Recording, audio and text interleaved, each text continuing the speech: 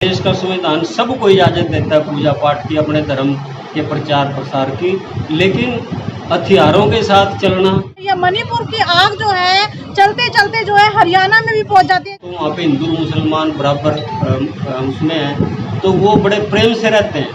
तो एक ही छत के नीचे तमाम सामाजिक संगठन इकट्ठा होने की बात कर रहे हैं। जो लोग वहाँ गए ही नहीं, उन लोगों की और वहाँ की जो संस्कृति है उसको समझे ही नहीं। देश के अंदर देखा जा रहा है चारों तरफ जो है हिंसा हो रही है। मणिपुर की आग जो है चलते चलते जो है हरियाणा में भी पहुंच जाती है। जी हाँ, किस तरह से हरियाणा के मेवात में जो हिंसा होती है, उसके बाद जो है हरियाणा के पानीपत में हिंसा भड़क जाती है और उसके बाद जो है तमाम सामाजिक संगठन जो है करनाल में इकट्ठा होते हैं। तो चलिए हम अंदर की तस्वीरें भी आपको दिखाएंगे किस तरह से जो तमाम सामाजिक संगठन है वो यहाँ पर इकट्ठा हुए हैं और 20 अगस्त को एक ही छत के नीचे तमाम सामाजिक संगठन इकट्ठा होने की बात कर रहे हैं। तो चलिए क्या कुछ किस लिए वो इकट्ठा हो रहे हैं, क्या कुछ पूरा मामला, हम अंदर चल के बातचीत करते हैं। पूरे देश में जो साइंस के आसपास के लोग हैं और साइंस को मानने वाले लोग हैं, उन्होंने जो है वो इस दिवस को जो है वो साइंस दिवस के रूप में मनाने का निश्चय किया है। और अब की बार जो है ये, क्योंकि हरियाणा ज्ञान विज्ञान समिति और हमारे दूसरे संगठन इसको अलग अलग जगहों पे मनाते हैं, पूरे देश में मनाया जाता है, लेकिन हरियाणा में जो है वो राज्य स्तर का कार्यक्रम मनाने का फैसला हमारी बॉडी द्वारा करनाल में लिया गया है। और करनाल के जो बुद्धिजीवी वर्ग है वो इसमें शामिल रहेंगे।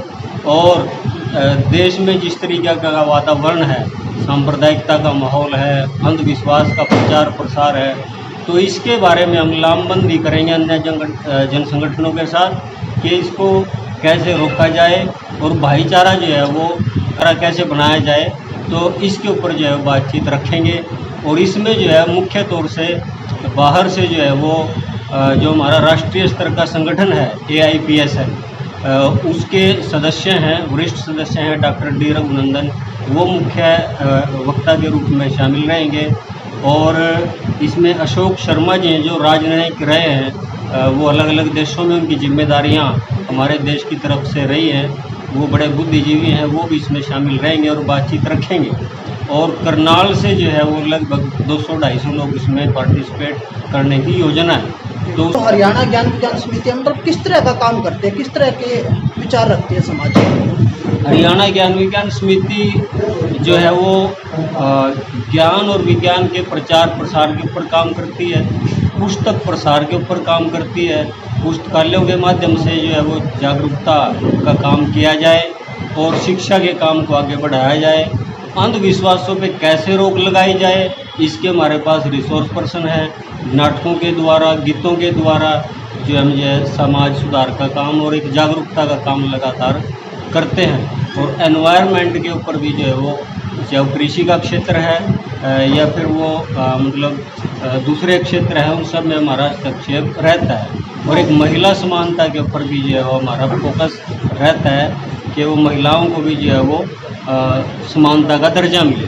तो ज्ञान विज्ञान समिति जो है वो इस तरीके का काम जो है वो लगातार पिछले 35 सालों से जो है वो इस काम में लगी हुई है। सर, जो मणिपुर में हिंसा हुई है महिलाओं के साथ, उसके ऊपर क्या कहना चाहोगे? मणिपुर की जो हिंसा है उसकी हरियाणा ज्ञान विज्ञान समिति भर्त्सना करती है। ऐसे जो शरारती तत्व हैं जिन्होंने भी वो किया है, और वहाँ का जो समुदाय है, क्योंकि अलग अलग इलाकों में जो अलग अलग तरीके के जो संघर्ष चलते रहते हैं, कहीं पे धार्मिक लड़ाई है, कहीं पे जातीय दंगे हैं, तो वहाँ पे जो जिन महिलाओं के साथ जो हमारी बहनें हैं वहाँ पे जिस तरीके का कृत्य किया गया है, तो वो हम उसकी अपने संगठन की तरफ से मतलब घोर निंदा करते हुए और ये मांग करते हैं कि उनको न्याय मिले और वहाँ पे सरकार जो है, मौजूदा सरकार, वो शांति स्थापित करने में अपना अहम रोल निभाए और जो दोषी हैं उसके उनको जो है सख्त से सख्त सजा मिलनी चाहिए। सर, हरियाणा के भी हालात बद से बदतर होते दिखाई दे रहे हैं। मेवात है, जैसे आप देख लें कि वहाँ पर पथराव होते हैं, बहुत से लोग बोलते हैं कि वहाँ पर तो ये मतलब आम बात है क्योंकि मिनी पाकिस्तान बोलते हैं उसको, जबकि भारत का एक हिस्सा है, हरियाणा का एक हिस्सा है। वो हरियाणा का एक हिस्सा है और वो लोग अफवाह फैलाते हैं जिन्होंने मेवात में जाके नहीं देखा। मेवात एक बड़ा मतलब शांतिपूर्ण मतलब तरीके से रहने वाले लोग हैं वहाँ पे, वहाँ पे मैंने साक्षरता अभियान भी चलाए हैं। मतलब साधारण लोग वहाँ पे रहते हैं और बुद्धिजीवी वर्ग भी वहाँ पे है। कोई किसी तरीके का वहाँ भाईचारे में कोई दिक्कत नहीं है। लेकिन जो लोग वहाँ गए ही नहीं, उन लोगों की और वहाँ की जो संस्कृति है उसको समझे ही नहीं, तो वो लोग अफवाह फैलाते हैं। और फिर जो सोशल मीडिया और जो टीवी का जो प्रचार है उस पर जो अफवाह फैलाई जाती है। पिछले दिनों भी एक चैनल वहाँ पे गया था, तथाकथित एक चैनल था, उसने अपने चैनल पे चलाया कि भाई वहाँ पे ये मिनी पाकिस्तान ये झंडा फहराते हैं। सब धर्मों के अपना एक धार्मिक झंडा भी होता है और राजनीतिक पार्टियों के भी अपने झंडे होते हैं। तो वो जो है किसी देश का झंडा नहीं है। यहाँ पे जो है वो मतलब धर्म के आधार पे भी झंडे लोग जो है अपने चुन लेते हैं। तो उसको बदनाम करने के लिए एक क्षेत्र को तो ऐसी अफवाहें फैलाई जाती है, जबकि वहाँ पे आप मतलब जब जाओगे जो पूरे देश में जो है वो मेल फीमेल का जो सेक्स रेशियो है वो सबसे बेहतर है वहाँ पे। और जब वहाँ पे जाते हैं तो बहुत रिस्पेक्ट करते हैं। मैं एक गांव का उदाहरण देना चाहता हूँ जहाँ पे गांधी जी गए थे। गासेड़ा गांव है, उसको गांधी ग्राम के भी नाम से जाना जाता है। तो जब मतलब देश का बंटवारा हुआ और लोग देश को छोड़ के जा रहे थे, तो गांधी जी ने वहाँ पे जाके जो है उन लोगों को रोका कि हम आपकी सुरक्षा भी करेंगे, आप यहाँ पे रहिए। और ये अलग अलग संस्कृति का एक देश है, धर्मनिरपेक्ष देश है, और इसमें जो है सब तरीके के लोग जो है वो रहेंगे। और हम इसकी गारंटी देते हैं इस देश के लोग कि आपकी हम सुरक्षा करेंगे। तो मेवात जो है खूबसूरत जो है वो मतलब क्षेत्र है। मेवात कोई एक ज़िला नहीं है, मेवात एक एरिया है, बहुत दूर तक फैला हुआ है। ज़िला नू है, नू शहर।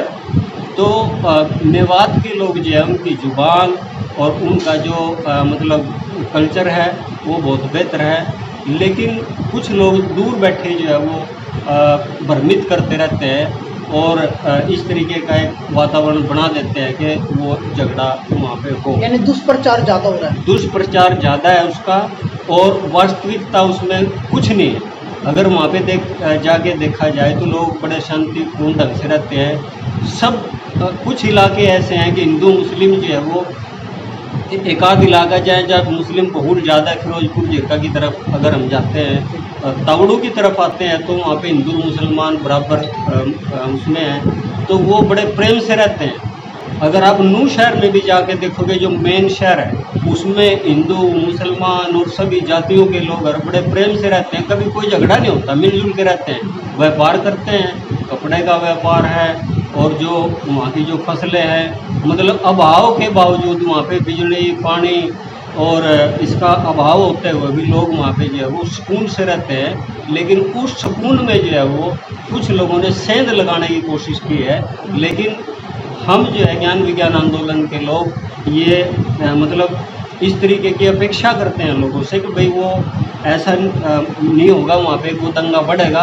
वहाँ के लोगों ने मोर्चा संभाल लिया है, जो मतलब पढ़े लिखे लोग हैं, और उसको कम किया और सच्चाई को वो सामने लेके आए हैं। आज वहाँ का जो हिंदू है वो भी कह रहा है इस बात को आगे आके कि वे हमारे साथ यहाँ पे कोई झगड़ा नहीं होता और ये केवल अफवाह है। लोग जो है वो आस्था के नाम पे मंदिर, हर गांव में मंदिर है, मंदिर की पूजा वो अपने गांव में भी कर सकता है। इस देश का संविधान सबको इजाज़त देता है पूजा पाठ की, अपने धर्म के प्रचार प्रसार की। लेकिन हथियारों के साथ चलना ये जो है वो मतलब गैर संवैधानिक बात है। मतलब इसकी भी हम निंदा करते हैं। नहीं तो ये तो अलग अलग रंगों का देश है। गांधी जी ने भी कहा था कि वो बगीचा सबसे सुंदर बगीचा है जिसमें अलग अलग तरीके के फूल खिलते हैं, और एक तरीके के फूल अगर किसी बगीचे में है तो वो थोड़ा ठीक नहीं लगते। और ये अलग अलग रंगों का देश है, अलग अलग संस्कृतियों का देश है, इसीलिए इसकी सुंदरता भी वो पूरे विश्व में मानी जाती है। सर, दाभोलकर जी की जो पुण्यतिथि किस स्तर पर मनाई जाएगी? वो करनाल में राज्य स्तरीय है।